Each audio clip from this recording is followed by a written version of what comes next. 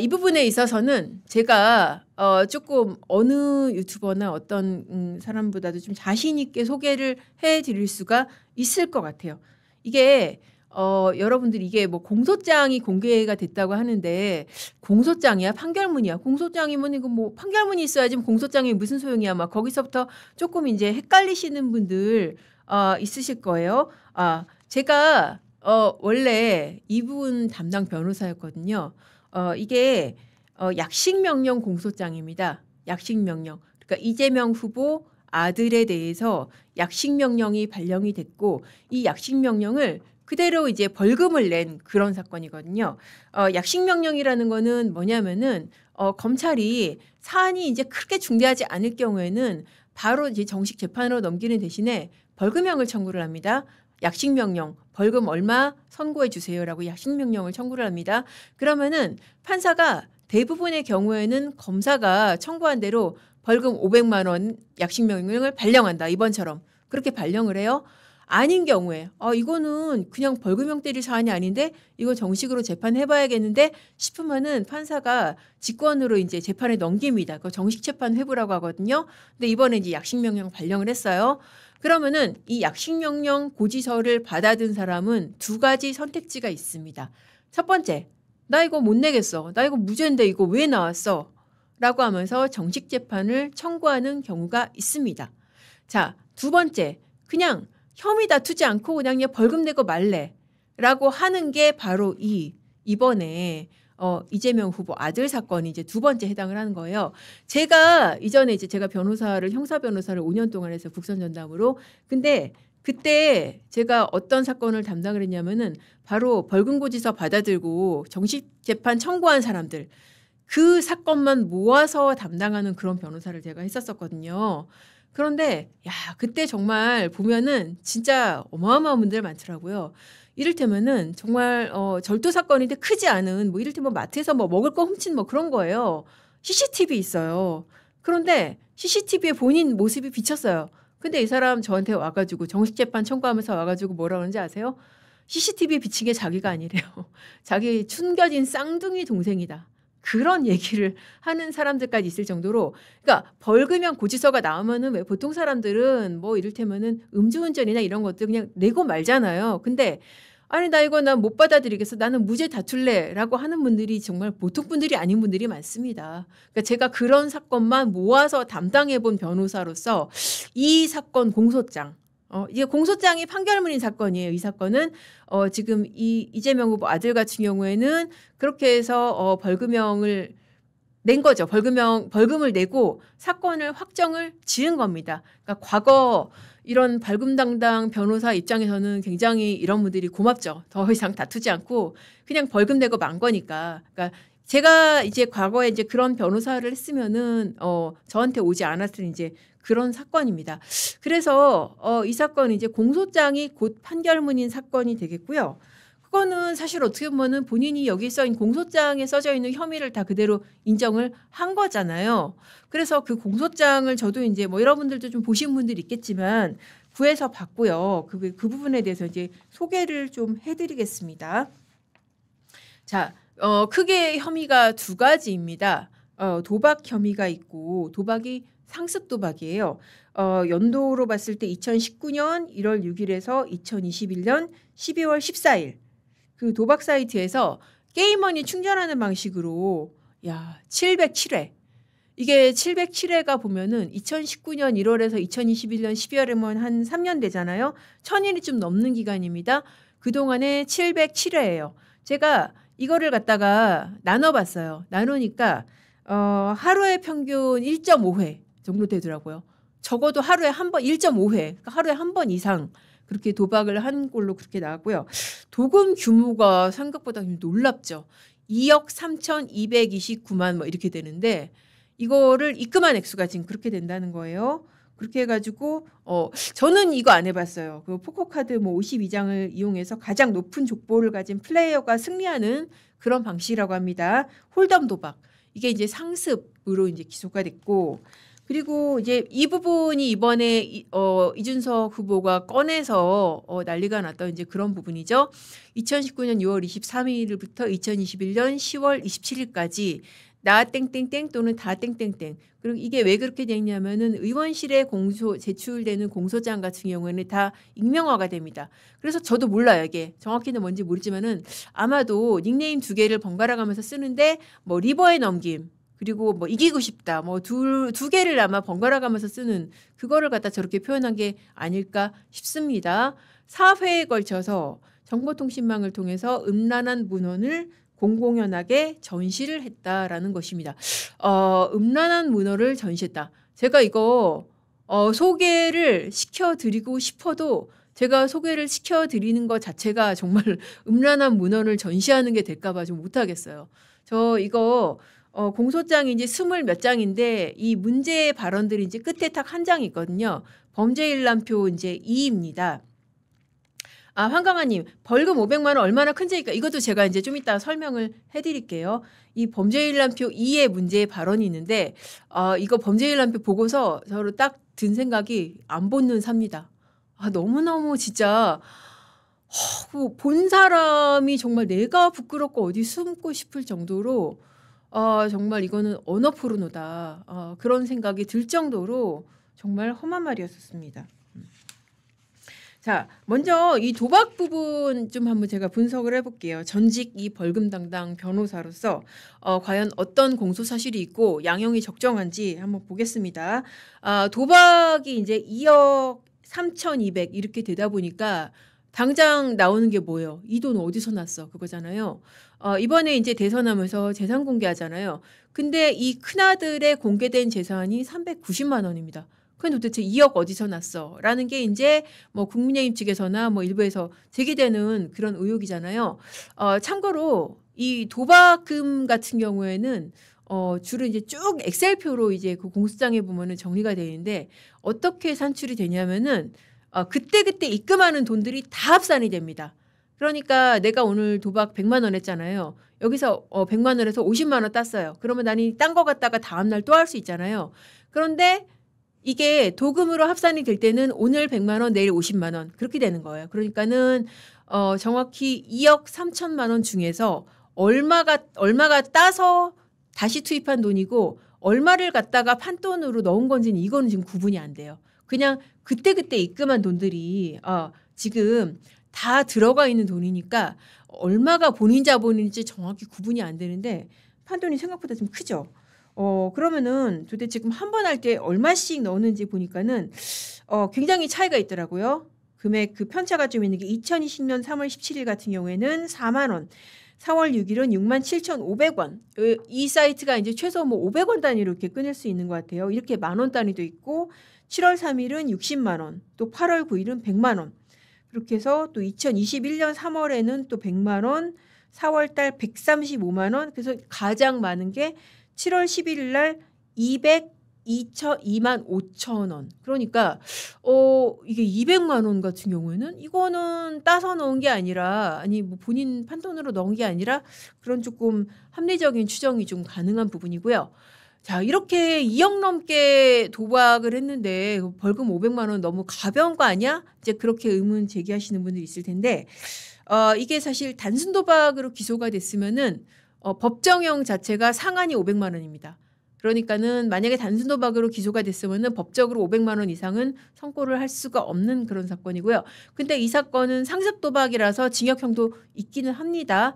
근데 그렇게 보면은 이거 너무 가벼운 거 아니야? 이제 그렇게 보실 수 있는데 사실 제가 아까 말씀드린 대로 이 도금을 재는 기준 도박금원을 재는 기준 자체가 넣었다 뺐다 이런 돈들을 다 단순 합산한 거기 때문에 2억이 넘는다고 그래서 이를테면 뭐 특가법상 뇌물이나 뭐 이런 것처럼 어떤 양형 기준이 있어가지고 뭐 징역형 얼마 뭐 이렇게 되는 거는 아니에요. 그래서 제가 이제 판검사들한테 물어봤어요. 물어보니까 그래 뭐 그 정도는 뭐 할 수 있는 것 같아. 벌금 500만 원 정도면 아주 뭐 무거운 것도 아니고 그런다고 너무 가벼운 것도 아니고 뭐 이 정도는 할 수 있는 것 같아. 그리고 그 정도 그냥 약식명령 청구했고 증거관계가 명확하니까. 왜냐하면 사이트에 입금 내역 다 나오잖아요. 그리고 본인이 글 쓴 것도 다 나오고 하니까 뭐 다툴 여지 없으니까 그냥 벌금 내고 만 거 아닐까? 뭐 그렇게 지금 얘기를 하더라고요. 아, 세실리아님, 그 제가 못 찾은 걸 수도 있겠네요. 최고 많은 거 600만 원. 뭐 보면은 제 엑셀표를 저도 이제 쭉 보면서 이제 그 내용을 좀 정리를 했었었는데, 제가 못 봤을 수도 있어요. 그 부분 만약에 이제 나중에 나중에 한번 다시 좀 확인을 해볼게요. 자, 이렇게 해서 지금 제가 공소장을 한번 좀 읽어드렸고요. 중요한 거는 사실 이 부분이라는 생각이 드는데, 이 도박이 이루어진, 그리고 이제 이 음란한 문헌을 전시한, 이 음란한 문헌 전시가 왜 문제가 되는지, 이게 형법상 이게 구성 요건이 있습니다. 형법은 아니고 이게 정보통신망법인데 44조 7에 보면은 불법 정보의 유통 금지라는 그런 그 조항이 있습니다. 그래서 음란한 부호 문헌 화상은 그림이죠. 이런 것들의 전시를 금지를 합니다. 그러니까 특정인을 모욕하는 게 아니더라도 누구나 볼 수 있는 사이트, 익명이라도 관계없습니다. 누구나 볼 수 있는, 예를 들어서 뭐 커뮤니티나 이런 데다가 이런 혐오, 성적인 문헌, 정말 성적으로 정말 우리 정말 속된 말로 토 나오는 뭐 이런 표현들, 그거 쓰는 것만으로도 특정인을 지칭하지 않더라도 죄가 됩니다. 뭐 형은 무겁진 않습니다. 징역 1년 이하 또는 1,000만 원 이하 벌금, 그렇게 되기 때문에 지금 이런 범죄 혐의로 기소가 됐고, 그러니까 약식명령 발령이 나왔고 그거를 벌금을 그대로 냈다는 것인데, 자, 이 시기가 보면은 이재명 후보가 경기도지사를 재직한 게 2018년 7월에서 2021년 10월, 그리고 이제 아들이 도박한 시기가 2019년 1월에서 2021년 12월입니다. 그러니까 상당 부분 지금 겹치죠. 그리고 이재명 경기지사로서만 있던 게 아니라 어떻게 했습니까? 더불어민주당 경선에 나가서 그때 경선 1위 해가지고 또 대선 후보가 됐잖아요. 그 시기가 2021년 7월에서 10월, 그때 이제 경선이 있었고요. 그리고 2021년 10월에서 3월까지 대선 후보였잖아요.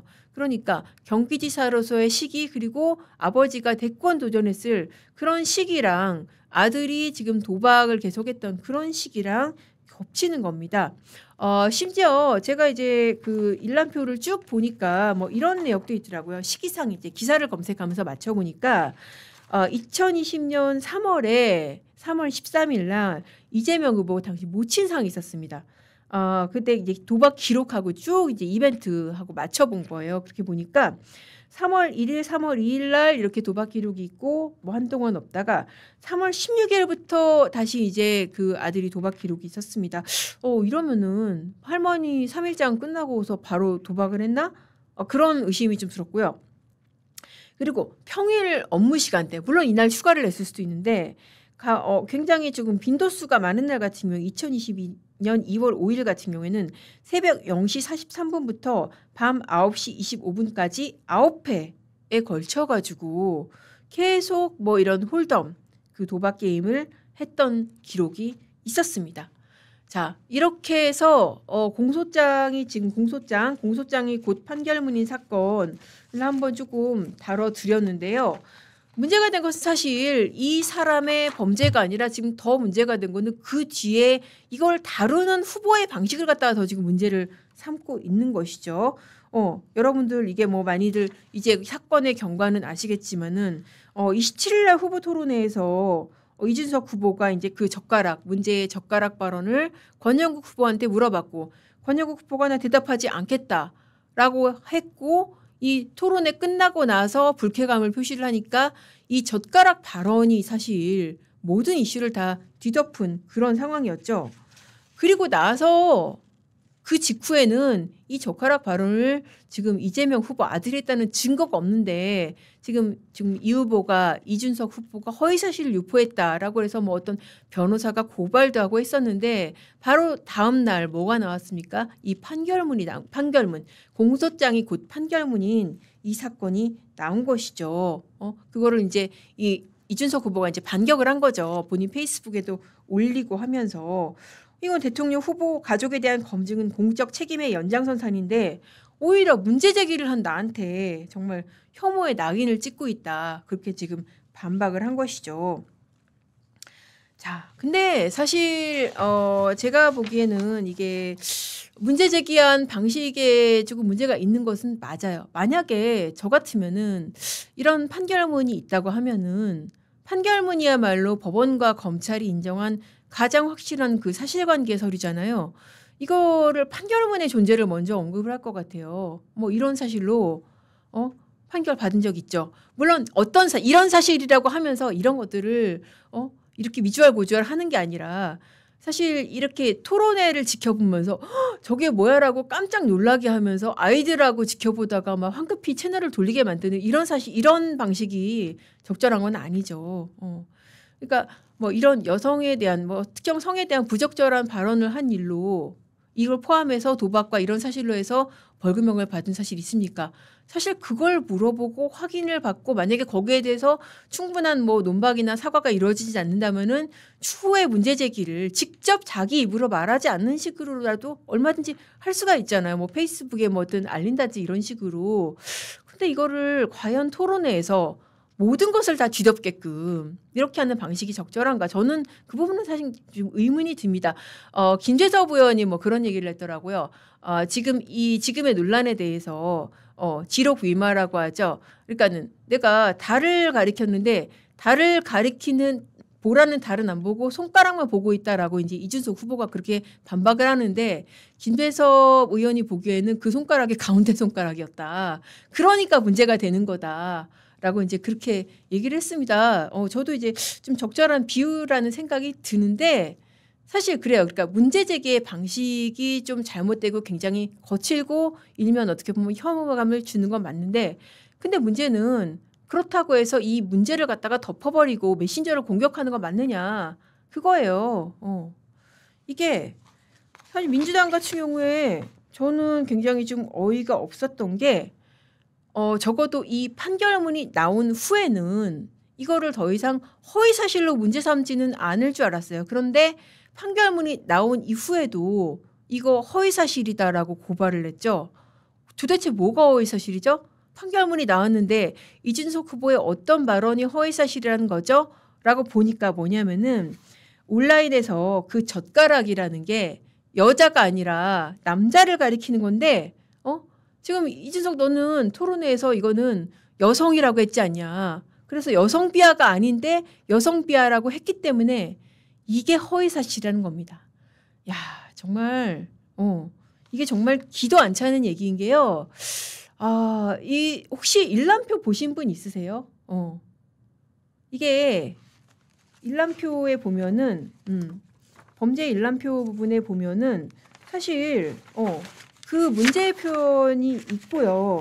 그런데 이게 이제 여성을 지칭하는 게 아니다. 남성을 지칭하는 거다라고 하는데 제가 여러분 답답하시겠지만은 그냥 좀 찾아보셔야 되고 제가 이 표현을 문제의 표현을 차마 알려드릴 수 없는데 이 문제의 표현이 이게 지금 남성을 지칭했다고 할 수도 있고 여성을 지칭했다고 할 수도 있고 굉장히 비속어인데 뭐라고 말할 수가 없어요. 그래서 제가 도대체 이게 무슨 표현이냐고 저도 주변 사람들한테 물어보니까 뭐 어떤 분은 그렇게 얘기를 하더라고요. 특정 어떤 뭐 커뮤니티나 이런 데서 많이 돌아다니는 건데 트랜스젠더라든지 그 LGBT에 관련된 그런 사람을 지칭하는 용어다라고 하면서 젓가락이라는 표현을 쓴 것 같다라고 그렇게 얘기를 해요. 그러니까 이거는 민주당의 주장대로 남성을 가리키는 표현이라고 보기도 어려워요. 그리고 지금 범죄 일람표에 보면은 젓가락뿐만 아니라 나머지가 3개가 또 있거든요. 이 3개 중에서 일부는 여성을 지칭한 게 있어요. 보면은 범죄 일람표 3번 같은 경우는 여성 노출 사진의 댓글을 다루면서 그 댓글의 내용을 갖다가 써놨는데 이 댓글의 내용은 제가 정말 차마 불러드릴 수 없을 정도로 참담하고 적나라합니다. 그러니까 이거 판결문이 나오는데 도대체 이게 뭐가 허위사실이야? 라고 보니까 민주당의 주장은 아니 남성을 지칭했는데 왜 여성을 지칭했다고 여성 비하라고 거짓말을 해? 라고 하는데 이거는 사실 좀 국민을 우습게 하는 그런 처사라는 생각이 듭니다. 범죄 일람표 상으로 봤을 때도 다른 표현에는 분명히 여성 사진에 대한 밑에 댓글이라는 게 있고 그리고 문제의 표현 이 젓가락과 관련된 문제의 표현 같은 경우에도 남성을 지칭했다고 보기도 어려운 측면이 있고 또 설사 남성을 지칭했다고 해보세요. 그러면은 남성에 대해서는 이게 문제가 안 되나요? 남성에 대한 젓가락 표현은 문제가 안 되나요? 이것도 사실 이런 인식도 문제인 거예요. 그래서 이렇게 공적인 문서인 우리나라에서 가장 신뢰받는 공적인 문서인 판결문, 공소장이 나온 이후에도 이렇게 이거를 허위사실이라고 하면서 메신저를 공격하는 이런 태도가 이거는 국민을 우습게 하는 게 아닌가. 집권을 하기도 전에 이런 식이라고 한다면은 입법 사법을 다 장악한 만약에 이번 투표 결과가 그렇게 돼서 입법 사법을 다 장악한 이후에는 도대체 어떻게 할 것인가 저는 정말 걱정이 되는 그런 부분입니다.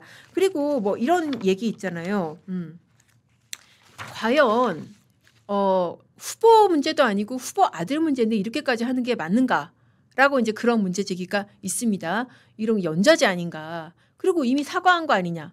그래서 이 부분에 대해서 한번 짚어보겠습니다. 먼저 이재명 후보가 이 부분에 대해서 사과를 했느냐.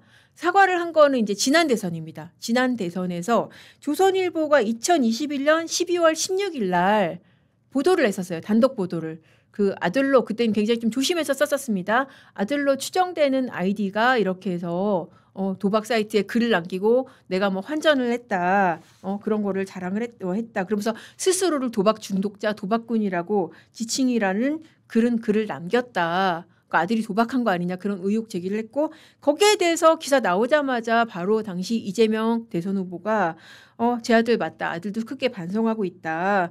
실망하셨던 분들 사과드린다라고 그렇게 했었습니다. 그런데 이제 이 부분은 지금 최근 나온 공소장은 어때요? 당시에 그 도박행위 일부. 근데 이 도박의 규모도 굉장히 달라요. 그때 사과했을 때 이재명 후보가 한 1,000만 원 정도 그렇게 얘기를 했거든요. 한 1,000만 원 정도 쓴 것 같다라고 했는데 지금 판돈의 규모가 어쨌든 적어도 입금한 돈은 2억 3천이라는 거잖아요. 이 도금의 규모도 굉장히 다르고 특히나 문제는 그때 당시에는 전혀 모르고 있었던 부분이 새로 나온 거 아닙니까? 정보도구시망법 위반, 어떤 뭐 특정 연예인과 결부될 수 있는 그런 부분에 대한 그런 성적인 모욕 그런 부분이잖아요. 그 부분에 대해서는 지난 3차 토론회에서 이준석 후보가 물어봤을 때 도대체 뭐 무슨 얘기인지 모르겠다. 구체적인 사실관계에 대해서 모르겠다라고 그냥 넘어갔었잖아요. 그리고 나서 뭐 이준석 후보의 문제제기에 대한 그런 문제제기에 대한 비판만 지금 있는 그런 상황인 거거든요. 자, 후보 가족에 대한 부분은 우리가 본인이 아닐까 그냥 넘어가야 되나요? 아니죠. 이게 선거에 있어서의 검증의 범위에는 이건 당연히 가족도 들어가는 겁니다. 그렇지 않으면은 민주당이 왜 지난 대선에서부터 사실 어떻게 보면은 윤석열 전 대통령이 검찰총장에서 정계 나설 때서부터 줄기차게 줄리 의혹 제기하지 않았습니까? 사실 그거야말로 뭐 근거도 잘 없고 결혼 전의 일이잖아요. 그런 부분에 대해서 계속 의혹 제기하고 그렇게 했었는데 이거를 뭐 가족의 문제고 아들의 문제니까 이거 건드리면 안 된다? 이거는 아니라고 보고요. 그리고 연좌제냐? 연좌제라는 거는 헌법상 금지되는 연좌제는 범죄자의 친족이라는 이유로 이 친족까지도 처벌받는 거 이게 연좌제인 거죠. 이건 연좌제 아니잖아요. 당신의 아들이 이렇게 한 행위에 대해서 이거 어떻게 생각하냐? 앞으로도 이렇게 안 할 자신 있냐? 그걸 묻는 게 연좌제일까요? 아니죠. 아까 어떤 분이 얘기해 주셨는데 사실 아들 문제로 낭만 후보 제가 이제 이 부분도 좀 다뤄보려고 합니다. 이런 사람들이 한둘이 아니에요. 이해창 전 한나라당 총재 대표적인 사람이죠.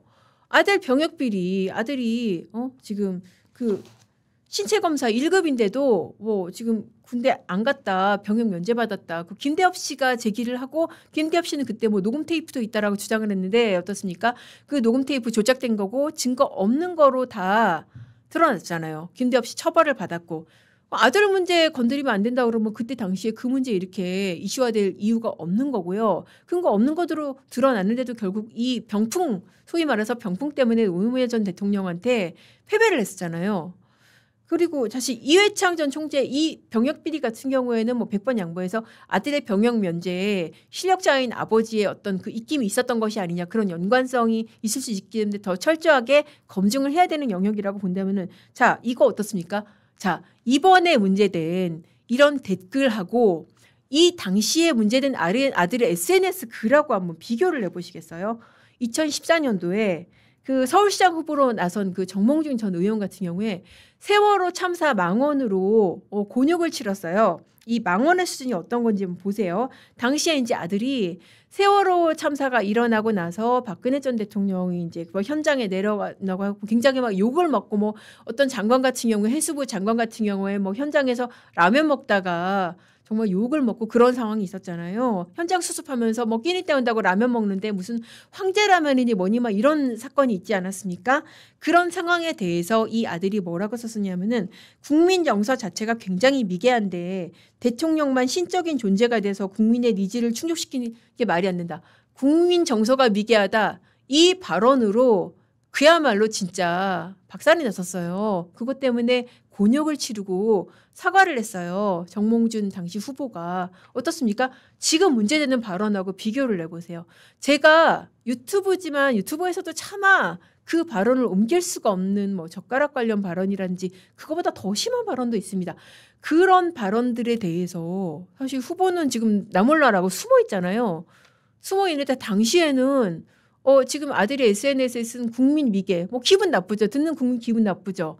뭐 그 수준의 발언에 대해서 당시 후보가 사과를 했던 그런 사건이 있었습니다. 자, 그리고 또 최근의 사례로 이것도 기억하시는 분들 많으실 것 같아서 갖고 와봤는데요.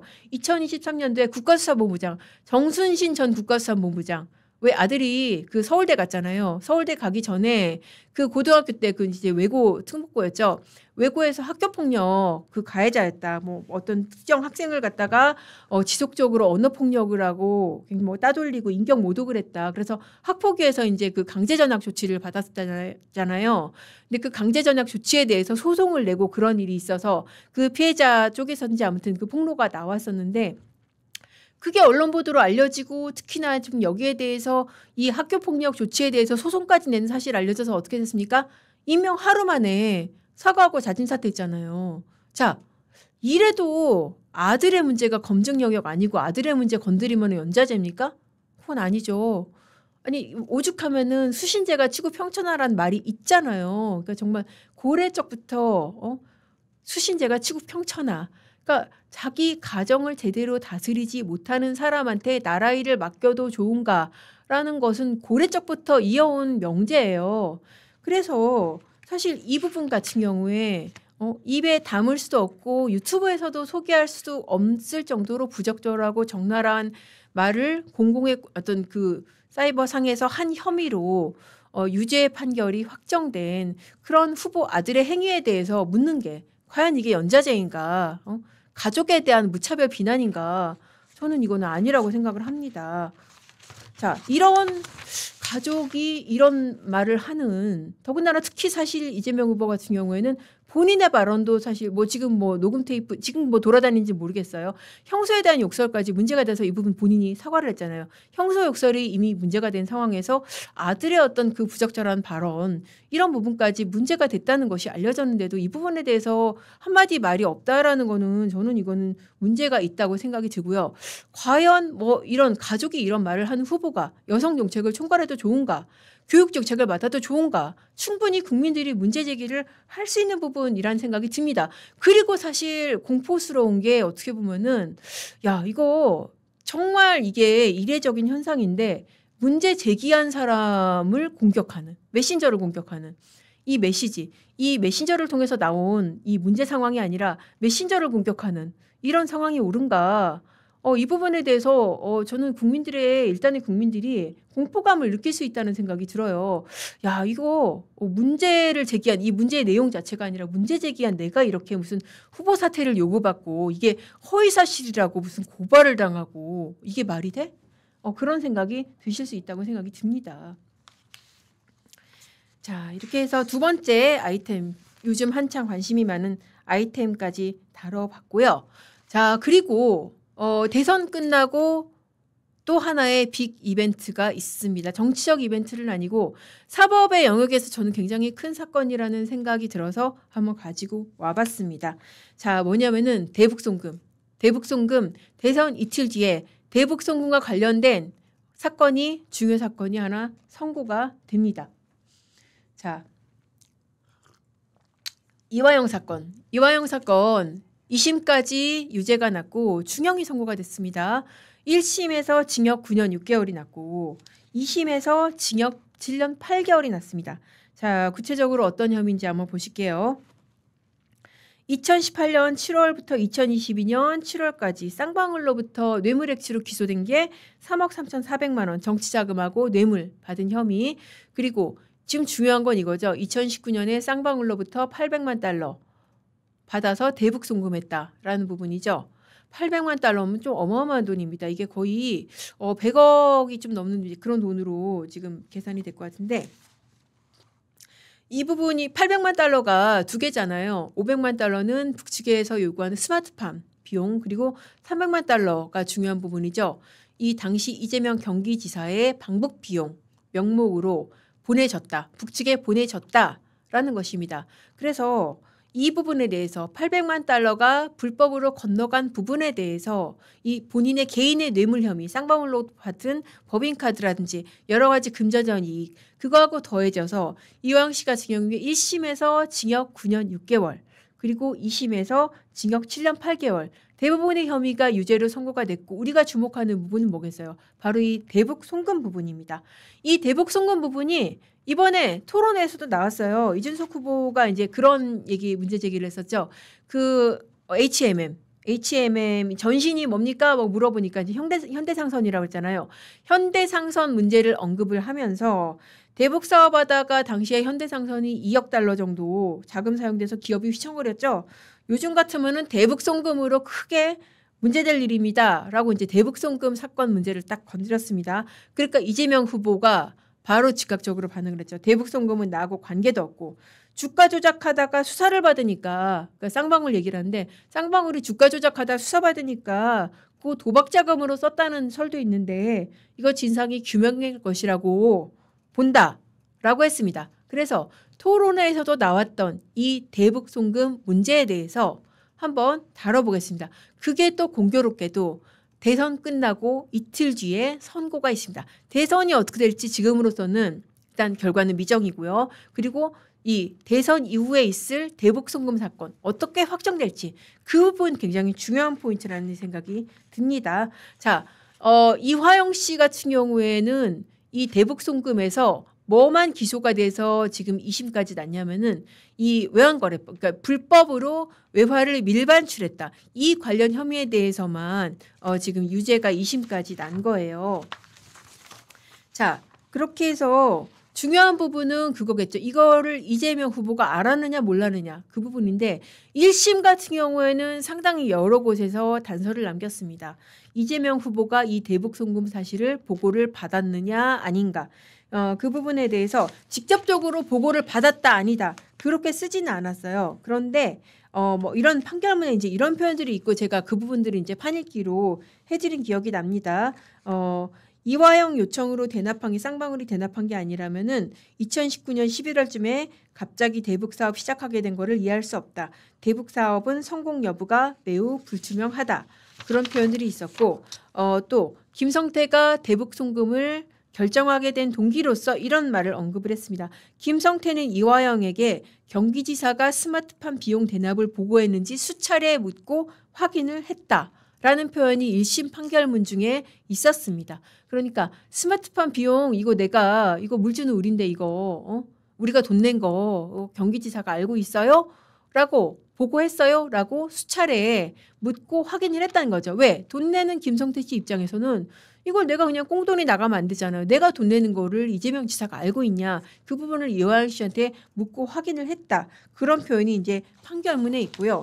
또 판결문 중에서 이런 표현도 있습니다. 김성태는 이 법정에서 피고인으로부터 쌍방울 그룹의 스마트팜 비용 대납 및 방북 비용 대납에 대해서 이재명 경기지사에게 모두 보고를 했다라는 설명을 수차례 들었다.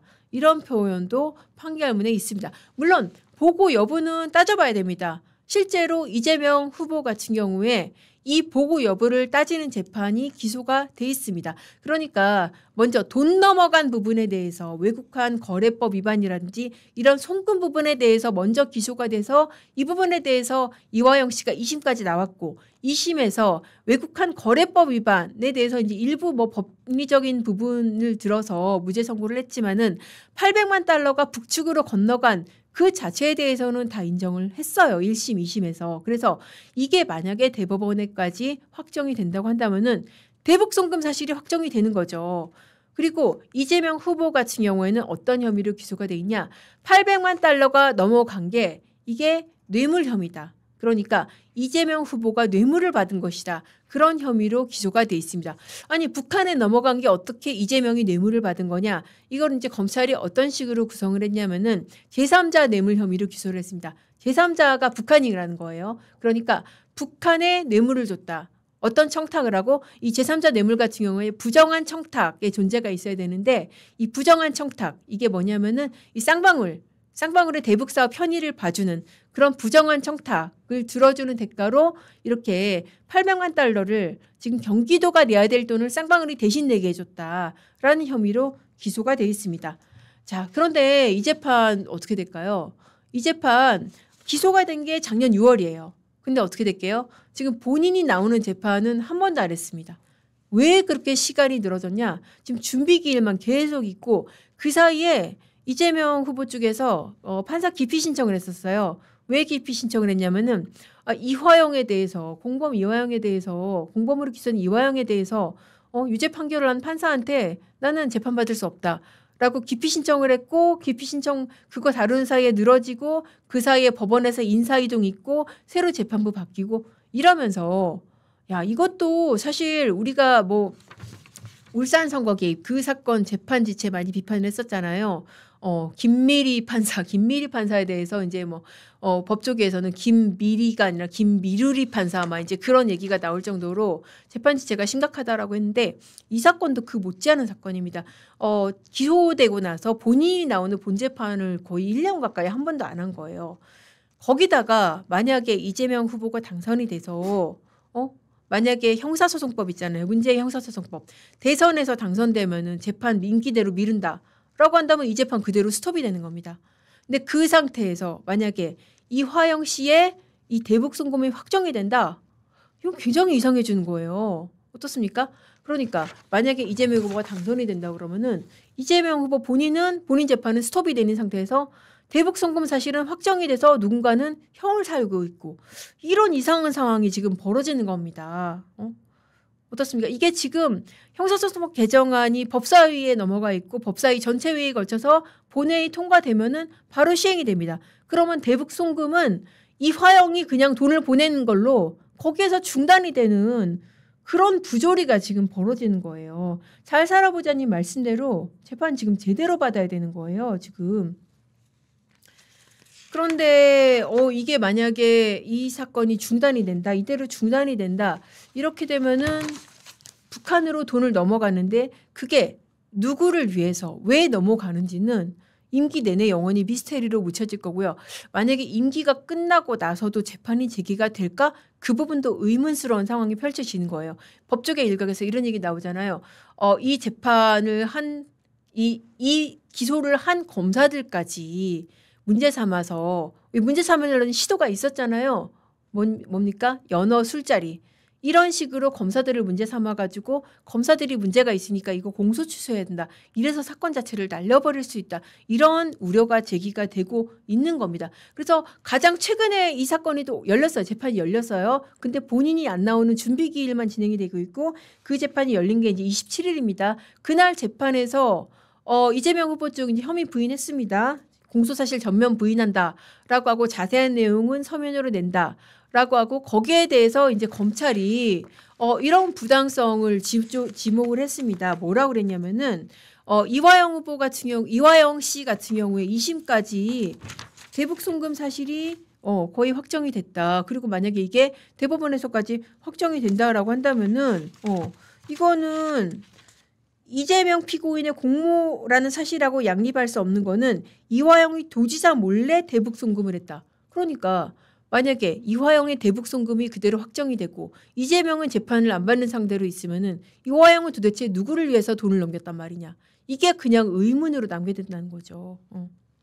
그래서 이 사건 재판 어떻게 되는지, 과연 이재명 후보가 당선이 돼서 이 사건 재판도 대법원이, 이것도 대법원도 물론 두 가지 변수가 있긴 해요. 확정된다라고 지금 단계에서 말씀 못 드리겠지만은 적어도 법적으로는 확정 가능성이 더 높아 보이는 재판이고요. 만약에 확정된다고 한다면은 그럼 이거는 이화영의 대북 송금만 남고 이재명의 대북 송금은 실종이 되는 거냐, 그런 의문이 제기가 될 수 있을 것 같습니다.